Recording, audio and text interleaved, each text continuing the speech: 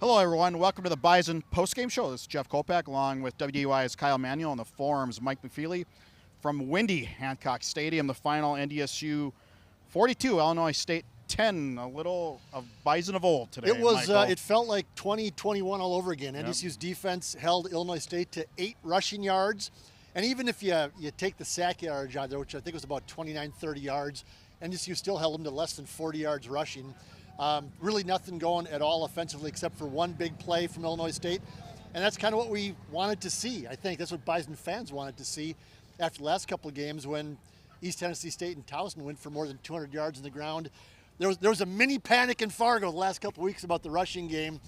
Everything looks pretty darn good after today. Yeah, Wanker's right. 24 yards rushing. Kyle, how did the Bison do it? Well, he came into the game 3 straight 100-yard games, right? And we talked about this before the game. Like, this was a team, they knew what they want to do. They're going to run inside zone. They're going to run it right at you. And I thought it was a game, if you're NDSU, this is where we can really answer the question, can you stop the run? Because there was some gimmicky stuff. I thought they got better a week ago against Towson. It was just the 72-yard run, some scrambles. I still thought there was improvement, but today they put it all together. And I think, without a doubt, this defensive line, I think they were tired of people talking about it, not being able to stop the run. This isn't the Code Green defense of old. They're sick of it, and they played like it today. I mean, it was right off the bat. That first drive, 3 and out. I think they got a sack. Eli Mostert had a sack on the second play of the game, and that kind of set the tone for him. And they lived in the backfield the entire ball game. Yeah, well, you look at they made some personnel adjustments too, with Nick Kubitz playing full-time linebacker. Darius Givens getting the start at safety, and I don't know, maybe that made a difference too. Yeah, Luke Wirtz, the senior captain, stayed back in Fargo with some back spasms, Tim Paulsick said. Darius Givens played free safety. They moved Sam Young to strong safety. Ryan Jones, who's played a lot of snaps, barely played any today until late in the game when it was out of hand. And so that seemed to pep up the defense as well.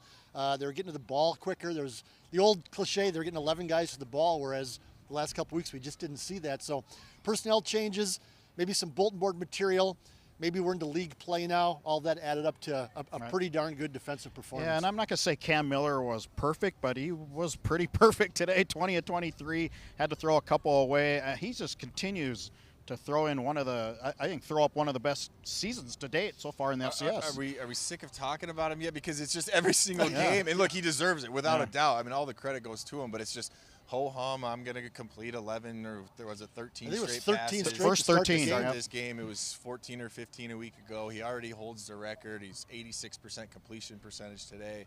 About the only negative he had was they stripped him one time when he was coming down there at the end of the half. But it's just like this offense. We don't even have to talk about them because just put it on the board. They're going to put up around 40 every single game. They've just been consistent. It started out methodical drives, and then in the second half they found some explosive plays. Saw Cole Payton get involved there late.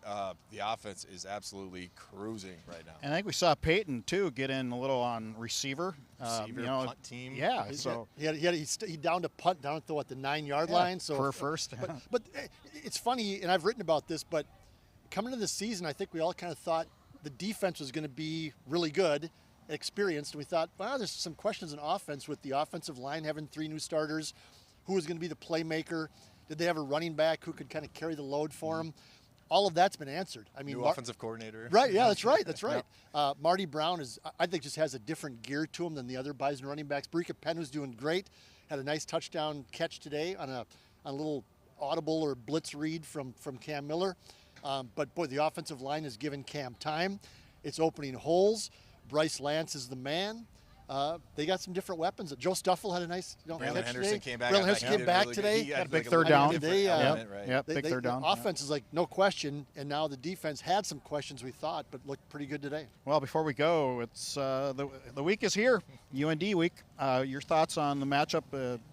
From afar right now. Yeah, I just smile because UND had so many transfers. They lost so many people, some good offensive line pieces. Their quarterback's gone, and you're thinking, well, what are we going to see from Fighting Hawks this year? And they've been really phenomenal. I know they had some lulls a week ago, and even today against Murray State, kind of slow start, but then they put up 72 points.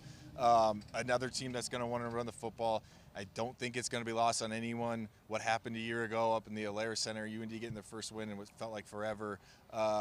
an electric atmosphere, hopefully, for what should be a really good ball game next week. Yeah, if it's not sold out, I would think it's sold out by now. I checked yesterday; it's pretty close to being a sellout. But it's going to be a big game for playoff implications as well. You know, I said last week that these 4 games: Illinois State, UND, Southern Illinois, South Dakota State, were going to kind of be the 4 important games. If NDSU can get a win over UND, which will not be easy, even though it's in the Fargo Dome, well, that puts him in a good position going down to Carbondale and end up, 3-0 or 3-1, or if they can beat the Jacks 4-0, but not getting too far ahead. But this is a big game for league implications. Right. Well, the final again: North Dakota State 42, Illinois State 10.